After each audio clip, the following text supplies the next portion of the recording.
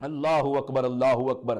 جہاں پر امام اکیلی رحمت اللہ تعالی علیہ یہ فرماتے ہیں کہ بے حیائی بڑھ جائے گی اور کثرت النساء کہا کہ عورتیں بڑی تعداد میں ہوگی.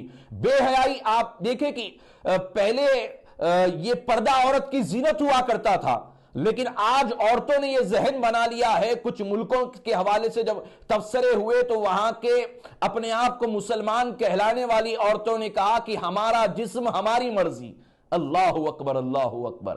ہمارا جسم ہماری مرضی، ہم جو چاہے پہنے، جو چاہے جسم کا جو ہے حصہ لوگوں کے سامنے ظاہر کرے. یہ جو ہے لوگوں کو جو ہے ذہن دیا جا رہا ہے اسی دور کے اندر کہ کہا کہ ہمارا جسم ہماری مرضی. یہ جسم ہمارا ہے، یہ زندگی ہماری ہے، لیکن ہماری مرضی چلنے والی نہیں ہے.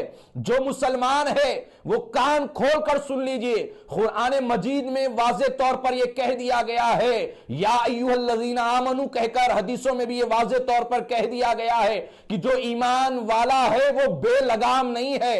اللہ و رسول کی، شریعت کی، قرآن و حدیث کی اس کے اوپر لگام لگی ہوئی ہے، وہ بے لگام نہیں ہے.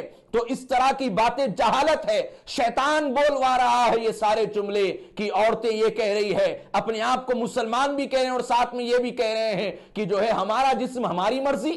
کیا سورہ نساء کو آپ نے نہیں پڑھا؟ سورہ نور کو آپ نے نہیں پڑھا ہے کہ جو اگر پڑھا ہے تو پڑھنے کے بعد یہ باتیں کیوں کہہ رہے ہیں؟ اگر کہہ چکے ہیں، اگر اب تک سورہ نور کو، سورہ نساء کو آپ نے نہیں پڑھا ہے تو ذرا پڑھ لیجئے کہ کیا کہا گیا ہے عورتوں کے لیے، پردے کے کیا احکام ہے عورتوں کے لیے. اس کو ذرا مطالعہ کر لیجئے.